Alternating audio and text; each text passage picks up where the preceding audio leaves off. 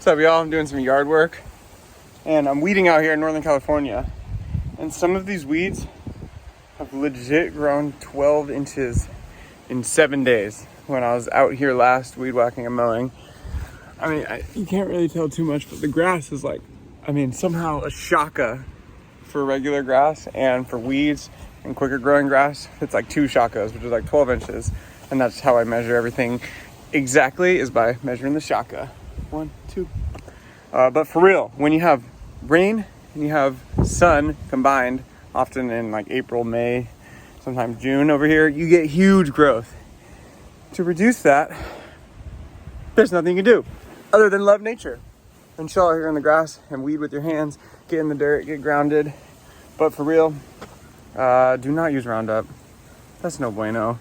Don't use any artificial killer. If you want your grass to look primo with no weeds and just grass, I don't know what to tell you, because that's very hard to do without Roundup. And if you see those yards are looking immaculate, it might be Roundup. So not to hate too hard on that stuff, but I hate pretty hard on that stuff.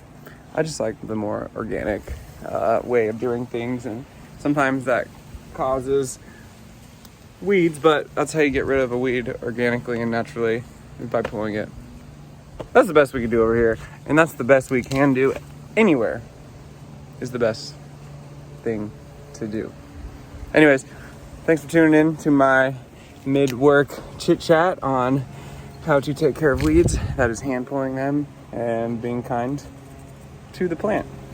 Not using Roundup, because that gets into the waterway, that gets into other plants, that attacks microorganisms. And look at these little buggies. Those things do not like or appreciate chemicals.